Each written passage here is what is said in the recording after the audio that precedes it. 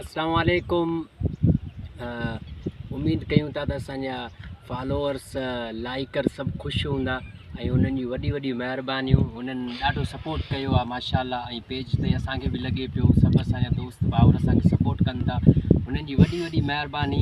त कल्ह जेको असांजो व्लॉग हो, कल्ह असांजो जेको व्लॉग हो उहो अंब ते हो, त मां तव्हांखे ॿुधायो त हाणे असांजो कुझु टॉपिक चेंज आहे व्लॉग जो। हाणे अंबनि जे बारे में हो, कल्ह जीअं मां ॿुधायो त अंब जेको सो केतिरे टाइम में अचे थो ऐं केतिरे टाइम में वॾो थिए थो। त अॼु जेको सो व्लॉग असांजो आहे माशाल्लाह ज़ैतून ते। अल्हम्दुलिल्लाह हिकु ज़ैतून ख़ूब वण त सभु ख़ूबसूरत आहे, सूंह आहे अल्लाह पाक जी, पर ज़ैतून जो क़ुर पाक में बि ज़िक्र आहे।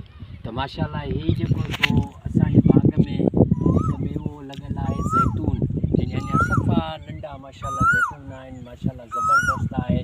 त हिकिड़ो माना डिफरेंट फ़र्क़ु आहे त हिन में मतिलबु अंब घणनि सालनि में वॾो थींदो आहे ऐं ज़ैतून घणनि सालनि में थींदो आहे वॾो, पर अंब खां ज़ैतून जल्दी वॾो थी थो वञे।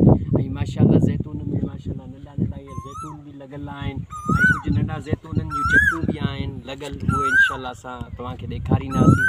बाक़ी जेको सो हिन जा जेके फ़ाइदा आहिनि ज़बरदस्त आहे। ज़ैतून जीअं ज़ैतून जो तेल आहे माशाल्लाह माण्हू खाईंदा आहिनि।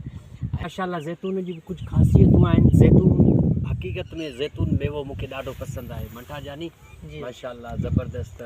त इन हिसाब सां त मेवा जेके आहिनि से ख़ूबसूरत हूंदा आहिनि ऐं माशाल्लाह मेवनि जी क़दुरु कजे। जीअं अंबनि जी सीज़न आहे माशाल्लाह, अंब बि बहितरीनु आहिनि, पर अंब सिंध जा पंजाब जा अंब जेके हूंदा आहिनि उहे अलॻि हूंदा आहिनि। कल्ह खे मां व्लॉग में बि चयो त माशाल्लाह हींअर कोयल जो आवाज़ बि अचे पियो ऐं पंछी बि असांजे मथां आहे। त माशाल्लाह असांजो प्यारो दोस्त भाउ जेको सो मंठारस सां हर व्लॉग में कठे आहे, असांखे वॾी ख़ुशी आहे। ऐं इनशाअल्लाह हर व्लॉग में मंठार भाउ कठे हूंदो। ऐं कुझु जेके आहिनि से टीम मेंबर मुंहिंजा कंहिं कम जे हिसाब सां मसरूफ़ियात सां अॼु न अची सघिया आहिनि, जंहिंमें इम्तियाज़ हुसैन भाउ बि आहे, अॼु उनखे मिस कयूं था।